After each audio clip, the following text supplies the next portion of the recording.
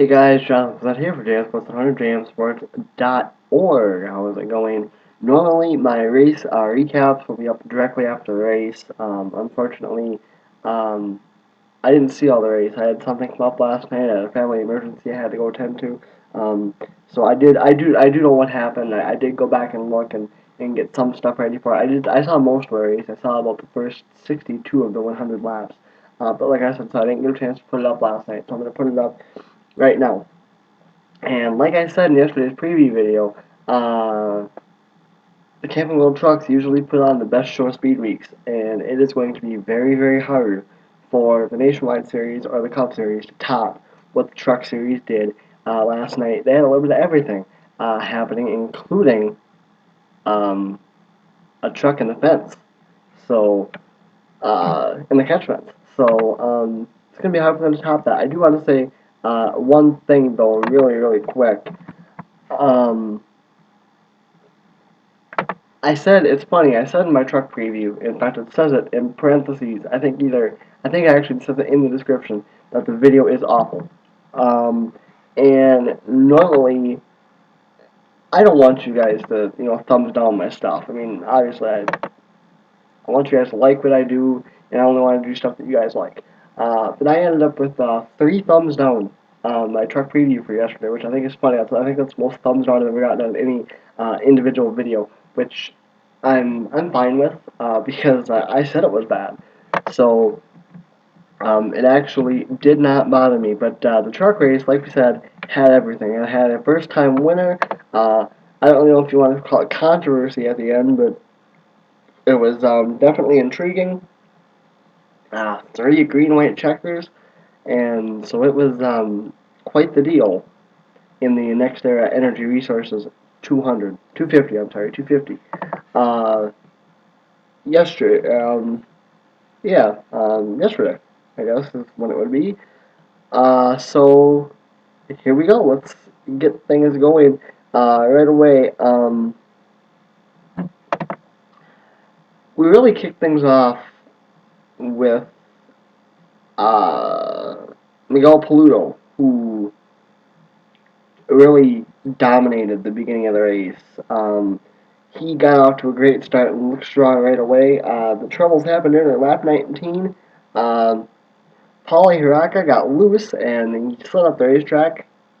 When he slid up what happened was the field was coming around with a slow truck trying to get back up to speed. So he kind of slid up the groove a little bit to try to avoid it. Got loose, a lot like Michael Waltrip did in the Gatorade duel, and ended up slamming into Jason Leffler.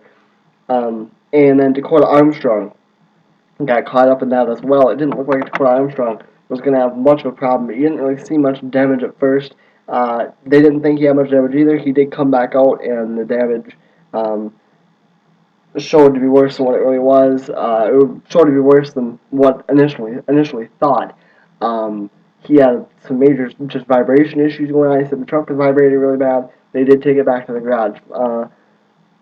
Hiraka actually did get, as you'll see when we go through the running order, he actually did get a lead lap finish in the race.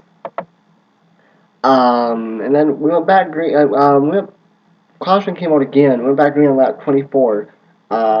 Caution came out again on lap 47 for debris, and for the first time we went back green, Paludo was able to be passed by James Busher. It was the first time that Paludo had been passed, so Paludo did lead the first 46 laps of the race, and the truck looked really, really strong.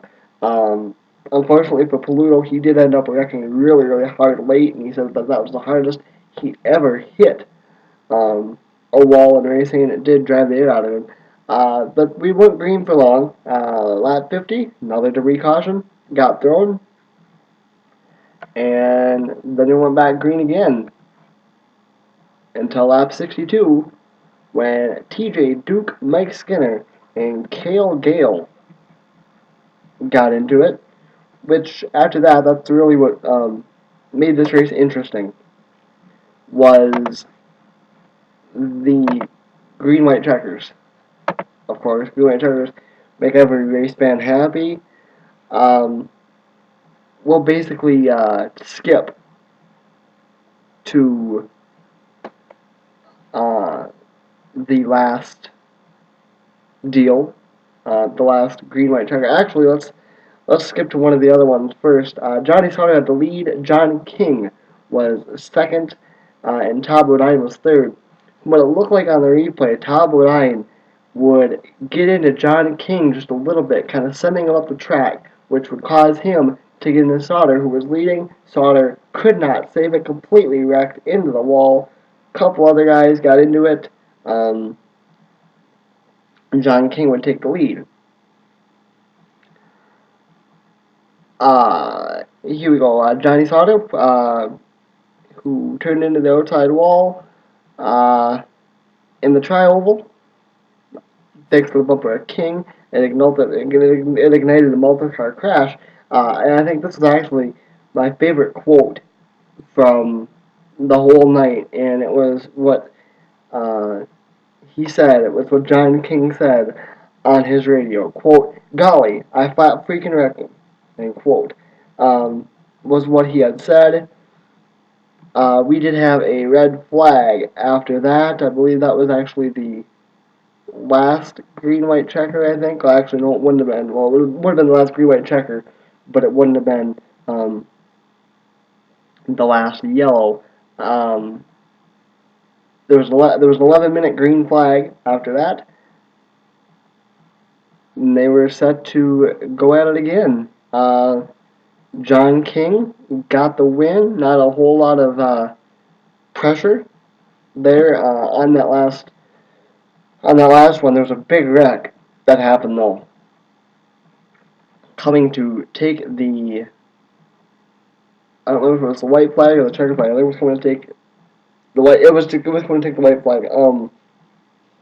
And it saw Joey Coulter get up into the catch fence. So that's really 2 times. There's technically, including the Bud Shootout and all that stuff, there has been 4 races that have taken place so far on Daytona International Speedway. As far as the NASCAR side, over the last week, 2 of which have seen automobiles go airborne. So with 2 more races to go before Speed Weeks and before Daytona is done, of course, nationwide today and in the Daytona 500 tomorrow. It's going to be interesting to see if we have any more airborne stuff happening. Alright, so John King gets his first career win. Congratulations to him. That's what I love about the Truck Series. You don't really have many who's in the Truck Series. Same thing with the Nationwide Series, especially not full time. Here we go. Let's take a look at how things are going, how things stacked up from 36 to first. Jason Leffler would finish 36 after he was in that wreck. To start things out, he would not actually get back on track. Dakota Armstrong would be next in line on 35th, so finishing 34th of Jared Fitzpatrick, 33rd Mike Skinner, 32nd the 33 of Cale Gale, 31st would be the rookie TJ Duke. Next up in 30th, Miguel Paludo started from the pole, finished 30th after that hard accident. That accident actually took place with 17 laps to go. Brian Silas would finish 29th. He was in that big wreck towards the end. 28th would be Ross Chastain.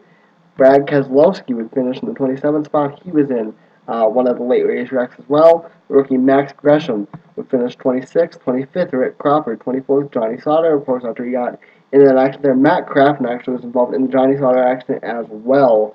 He's one of my favorites to win the championship this year, but a rough start for him as he ended up slamming into his own teammate there when he had nowhere to go. When Sauter ended up into the wall, he would finish 23rd. Like we said, Nelson Piquet Jr. would finish 22nd, 21st, David Starr, 20th, Brendan Gaughan, 19th. A good rebound for the rookie, Paulie Hiraka. So a good finish there for him after being 2 laps down at one point. He did get the lucky dog twice.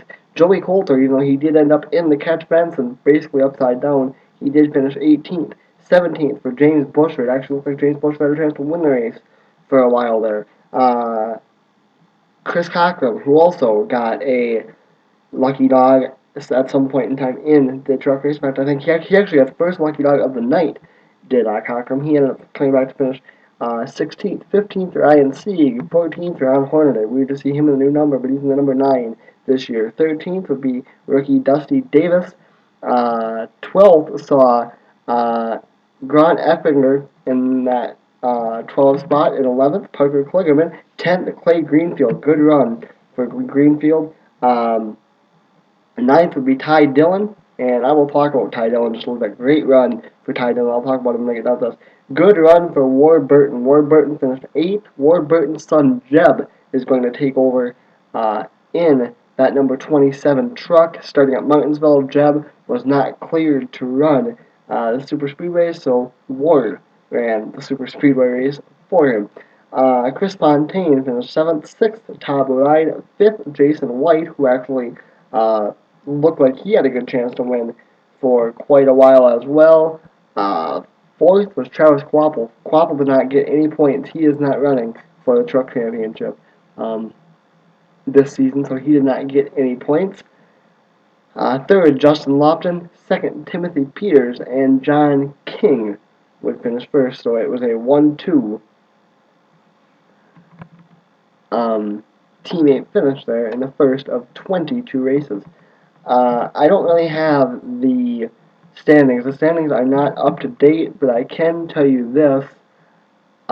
There are, let's see, 7 points separating the top 5.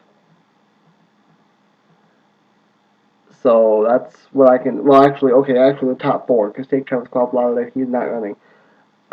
So there are 9 points. It should be 9. If I'm doing my math right, there should be 9 points separating the top 5. 5th being Todd Bodine, because you do take, like I said, take Travis Quapple out of there. He did not get any points because he is not running for the Truck Championship. Also not getting any points.